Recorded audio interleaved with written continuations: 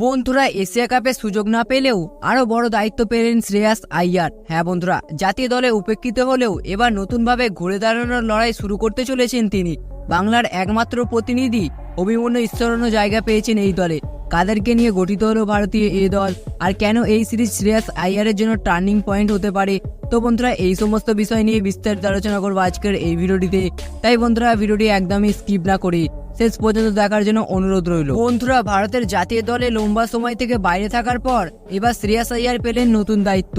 ভারতীয় এ দলের ক্যাপ্টেন হিসেবে দেখা যাবে তাকে। অস্ট্রেলিয়ার এ দল ভারতে আসছে 2টি টেস্ট আর 3টি ওয়ানডে খেলতে। 16ই সেপ্টেম্বর থেকে 26শে সেপ্টেম্বরের মধ্যে আয়োজিত হবে এই সিরিজ। শ্রেয়াসের ডেপুটি হিসেবে নির্বাচিত হয়েছেন তরুণ উইকেটকিপার ব্যাটার ধ্রুব জুরেল। দিলীপ ট্রফিতে দুর্দান্ত ফর্মে থাকায় নির্বাচকদের চোখে পড়েছেন তিনি। এই দলে জায়গা পেয়েছেন নারায়ণ জাগদেশান, দেবদত্ত পাডিকাল, আয়ুষ বাদনী। ভবিষ্যতের কথা মাথায় রেখে দলে রাখা হয়েছে সাই সুদর্শন, নীতিশ কুমার রেড্ডি এবং বাংলার একমাত্র প্রতিনিধি অভিমন্যু ঈশ্বরনকে।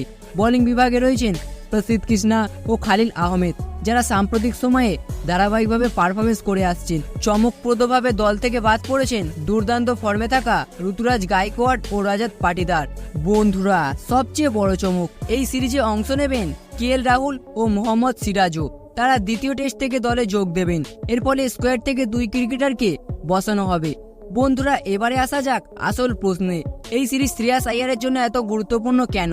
এশিয়া কাপের পর ভারতের সামনে রয়েছে ওয়েস্ট ইন্ডিজের বিরুদ্ধে টেস্ট সিরিজ, তারপরে অস্ট্রেলিয়ার সঙ্গে সাদা বলের লড়াই এবং এরপর দক্ষিণ আফ্রিকার বিরুদ্ধে হাই ভোল্টেজ টেস্ট সিরিজ।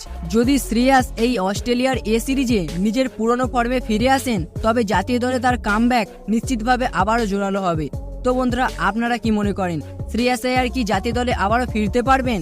এবং আপনার মতে আলোচিত এই স্কোয়াডটি আপনার কেমন লাগলো? এই বিষয়টিকে নিয়ে আপনার কি মনে হয়? আপনার মূল্যবান মতামতটি অবশ্যই জানাতে ভুলবেন না।